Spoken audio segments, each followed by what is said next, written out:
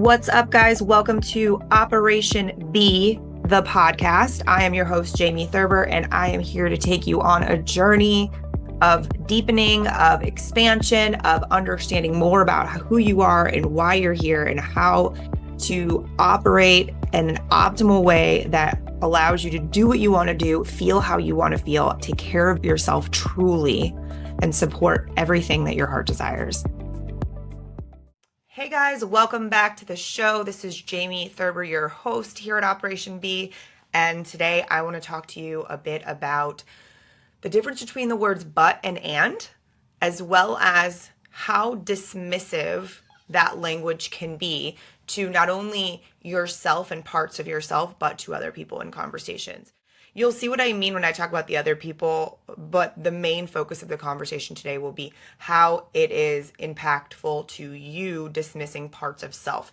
Because what we don't think about a lot is that when it comes to our own confidence levels, our own belief systems about ourselves, our own ability to follow through with the promises we make for ourselves, all of that stuff stems from not only our actions that we take or don't take, but also the language that we use. So if you're constantly talking poorly about yourself, you're not going to have that belief system, and your subconscious is not going to feel positively about you. Words matter. Words matter. So I wanted to dive into a couple aspects of this. I'm going to kind of explain to you how I first heard about this and started to implement it in my life. And it was about 5 years ago, actually. I have been with the same therapist for over 6 years, and which I highly suggest if you can find somebody that you really like and work really well with. I do suggest, in my opinion, in my experiences, it's been nice to stay with the same person because they know all of the versions of you, because you're constantly changing and evolving and growing. When they know all of the versions of you, it helps. It helps you get right to the point faster. So we were talking, and if you're not aware of this, I'm not completely educated on this topic, so I'm going to speak to it in my experiences. So don't go quote me in, textbook by any means. So IFS is a form of therapy. It's called internal family systems. I also work with this with my coach because she works with it as well. And the whole concept is understanding that there are no bad parts of self. Meaning, every part of you has been created as you've gone through life for a reason. So, example, if you really hate the version of you that gets really closed off when something feels uncomfortable, or you hate the version of you that feels really triggered when there's too much on your plate, or for me, it's like a disassociation response is one of my main, a lot of my parts use that as their defense mechanism, or that's their go-to when they feel uncomfortable. What we have to remember is that we create those aspects of ourselves. There's something that happened, an event that happened, a moment that happened, something that happened where our body created that so that we didn't have to feel bad.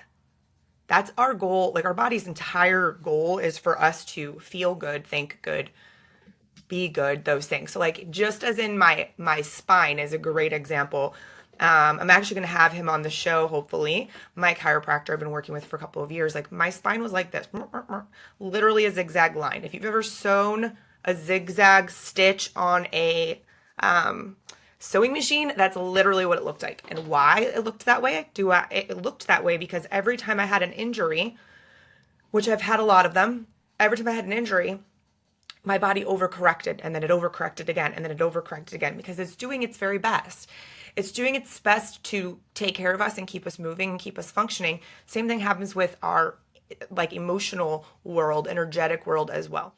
All of that to say, the parts were introduced to me in a way when I was in a really tough situation, and as I've moved through really some of my darkest moments actually with my therapist, she's gone on to explain to me how if I can't find compassion for all the parts of me, then it's very difficult for me to be the best version of myself. Because the other aspect is, and this is how we visualize. I visualize that I have a classroom or a boardroom table, depending on where my head's at, full of people, and all those people are me. They're all parts of me. But then I, the Jamie that's here and now, have to be the parent. So that's why they call it the internal family systems. I have to be the voice of what's happening now, because what also happens is that part of you that gets triggered by XYZ thing still believes that it's in that timeline. So my coach talks a lot about the fact that where a lot of our what's the word, stress and in like agony kind of that we cause ourselves comes from the fact that parts of us are not living in the now, they're living in a different timeline. And so, and that's very much, again, scientifically, there's a lot of, you guys look this up, IFS, it's lots of IFS and polyvagal theory. Your mind will be like, oh. So anyway, that part was created in that moment, but that part also gets kind of frozen in that moment and thinks that it's still 2006 or 2024 or whatever it was when that part was created. So if you're acting as the main self, then you're able to say, okay, part, I understand. Like I have a drill sergeant. That's what I named her. We name them to be kind of funny because it makes it easier to deal with. But the drill sergeant part of me is definitely the one who created a lot of things and also made me able to function at such a high level while I was so sick for so many years. Of course, now I realize like to my own detriment, but she doesn't know that. You know, the drill sergeant version of me doesn't know that. I have to be very aware of her so that I can keep her in check, because there's a time and a place that the drill sergeant's really good. Like when it's time for me to, you know, follow through and do things that I don't feel like doing, but I have to keep her at bay, because if she leads all the time, I burn out.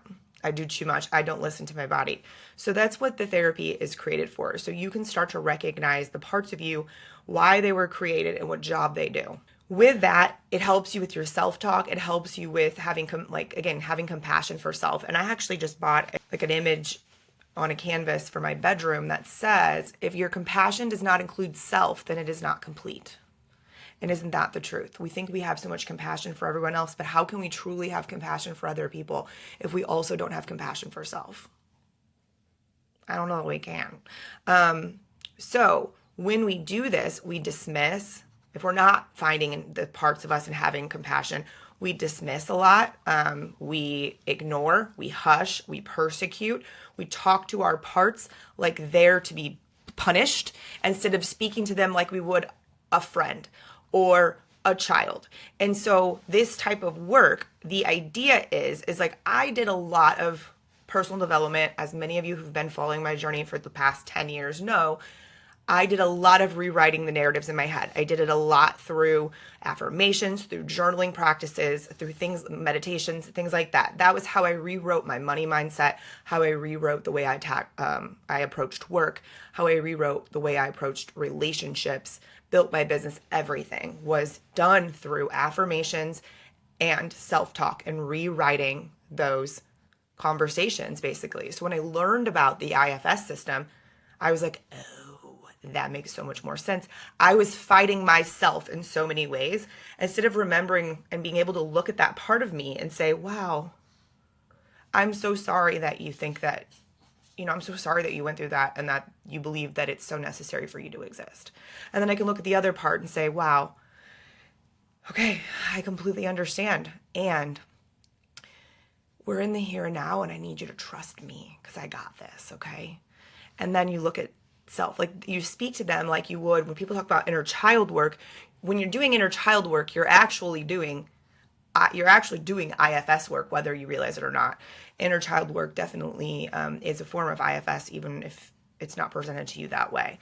Where the but and comes in is the fact that, oh man, the but is so dismissive and we don't even realize it. This was a game changer for me. I actually was sitting with a client the other day and she was telling me this entire story about how she was going to portray this fact for herself to the other party. And it was beautiful words, but she used a but in the middle of the context. And I was like, what if you said that to me again and you used and? And she's like, I recognize that you do that a lot. I accentuate the word and a lot. And you guys might have noticed that in watching the show, especially in season 2, because I do it so naturally these days that it has just become a way that I speak to people, because I now see the dismissal of the word but so freaking much. And so let me explain the difference, because it will be a game changer in the way you communicate your needs, your preferences, as well as with other people, but also how you speak to yourself. So the word but basically negates everything we just said in the first part of the sentence. So, hey, I love you and I know that you mean well, but what you did over there was really wrong and you did a bad job and I don't like it. So, totally negates that I really love you by saying you did something fucked up or whatever. So instead, the thought is, hey, I really love you and how passionate you are, and the way you handled that situation actually really hurt me. Or the way you handled that situation didn't work with what we were trying to accomplish. Can we talk more about blah, blah, blah? The and is a bridge, because it doesn't always have to be one or the other. You don't love someone and they're an asshole, or you don't love someone or they're an asshole. You can love someone and they had an asshole moment, okay? So that's what we're looking at. We have this space to be able to be collaborative, which is the word and. Collaborative, acknowledging all aspects of the experience with the word and. It creates intention and self-responsibility when you use the word and, because you're speaking from a place of construction versus a place of destruction, okay? So, but, again, basically negates the beginning of the sentence, and is making effort to be on the same page. So if you're explaining, I really love you and that thing you said hurt me, you can have both of those. You can be hurt by someone and love them at the same time. You can be hurt by someone and not be mad at them at the same time. But the world has constructed this weird thing that makes us think that we have to, if we're mad at someone, we can't love them, or some weird line that has to be put between the two people, or between the two things, I mean. So if we're again, the word but is it limits. It limits what you're saying. It discounts what you're saying. It excludes something. It's dismissive, where the word and, like I said, is collaborative, which is my favorite way to describe it. But it's also more direct way of communicating. It allows you to be constructive, to share feedback or an opinion without dismissing or devalidating others' feelings. Holy shit. So one of the main things I teach couples, or I teach my clients who are trying to learn how to be better communicators or better partners, is you have to recognize where your language is devalidating to the person that you're speaking to, or dismissing their experience. No one wants to have a conversation with someone about something hard or something they care a lot about or something they're working on with another person who's going to be completely dismissive to what they're saying. As humans, one of our basic human needs is to seek validation from other human beings. It is a thing we all do very naturally. It is a thing that some of us obviously find ways to work, or we think we do, find ways to work beyond. But you're getting that validation somewhere. But a lot of our lack of confidence, a lot of our lack of connection will come from not feeling validated in a lot of places. So I know in my own journey, there's been a lot of times of me feeling very sure of what I'm doing and why I'm doing it, and not feeling validated by anyone. So as I was rewriting my world a little bit and deciding who I was going to have very close to me, who I was going to allow to see the deep parts of me, I had to recognize that part of why I wasn't feeling validated was because I was surrounding myself with the wrong kind of people. So people don't get you, and they're not growing themselves, and they're not self-aware, then it's very difficult for you to get validated in a healthy fashion, or feel validated in a healthy fashion. So the use of the word and does create a supportive and collaborative conversation between you and another person. So if you're speaking to someone who's capable of that level of emotional maturity or capable of that level of connection with you, then they'll understand that it's collaborative. They'll look at it as collaborative and supportive. That language will actually draw them closer to you. They'll lean in more than they would lean back or be really just in their own little reality while you're talking. Another thing, like I said, I mentioned this shortly, but make the word and is making an effort to be on the same page, because you're not being dismissive with the word but, where you're like, oh yeah, you're a great person, but I watched you do blah, blah, blah thing, right? It's like, wow, you're a really good person. So that's why I didn't really understand why XYZ thing, or hey, that didn't feel as, in integrity to me. Being able to say words like that to someone are so important, and talk about a really healthy, connected relationship. Something that this has come up a lot, the dismissing someone else's feelings, is when there's something emotional going on, like a death in the family, for example. There's a death in the family where both people are grieving in their own way, and one person's like, well, I understand that she's having a really hard time, but I am too. So like, what am I supposed to do? Because I can't get what I need from her. And it's like, wow, guys, that level of where your head is at, it makes my heart hurt, because I know I can't force someone to elevate their understanding of self and elevate their ability to be a better, more well-rounded human, to where like the amount of self-destruction that comes from that conversation, as well as not being supportive of the person that you love who's also going through a hard thing, it's just really big. And it's really sad that so many people don't recognize their own places of dismissing others, and they're not doing it intentionally. And that's the hard part, right? Like, I don't think these people are being malicious by intent, but what could you imagine if it's like, wow, we are both going through a really hard loss, and she's handling it in a very different way than me, and it makes me sad, or it hurts that I can't relate. So and that's okay. And that's okay. I'm going to seek the kind of support that I need from someone else, right? And is a great thing for when you're like, this thing is happening, and that's okay. I'll deal with it. I'll learn from it. I'll whatever. So where we can create this space for ourselves, this space for connectivity, this space for supportive, when we use and more, and not dismissing someone else's journey or dismissing the parts of our journey, okay? I had a moment where I did this, but I still had a day when I did this. And it's like, we devalidate ourselves so much with that, and dismiss our own growth patterns with ourselves so much. So if we can start recognizing the language when we're speaking to other humans, then there's a lot more hope of us being able to do it for self as well, which really becomes this connectivity that I think so many of us really, really seek. And what we don't realize is, if we're not able to connect with self and support self in that way, if we're not able to stop dismissing parts of our own journey, we're never going to create the kind of connections that we want with other humans. It's going to be like this, and we're going to wonder why they don't fit, and why they don't understand us, and why they're not giving us what we need, blah, blah, blah.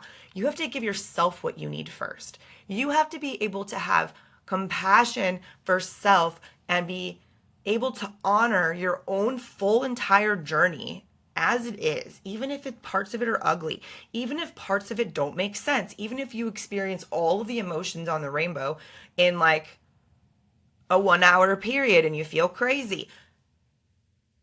Why would we be bad or like down on ourselves about that? It's just being a human. It's a human experience. Everybody has these moments.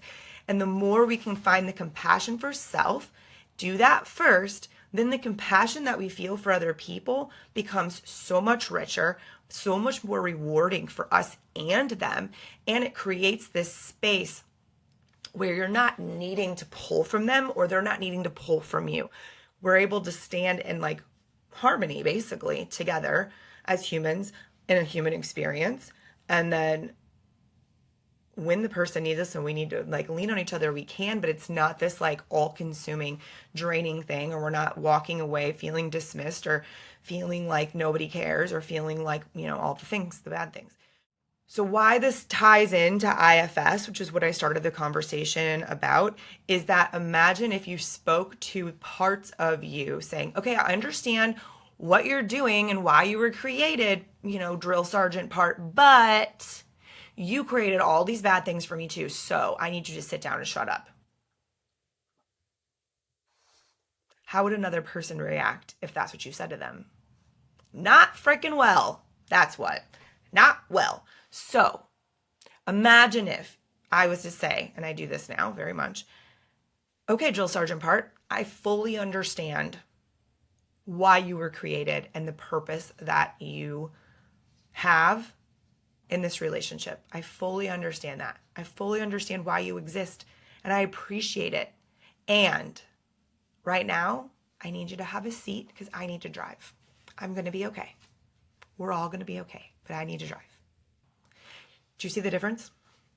It's a massive difference how much we don't even realize, because even though you're not probably walking around talking to the parts of yourself the way that I do, unless you're familiar with this form of therapy, but you don't realize how whether you're speaking to the drill sergeant part of yourself, your inner child, the person that was 12 years old when she got scared and decided that, she needed to constantly be hypervigilant about storms or whatever.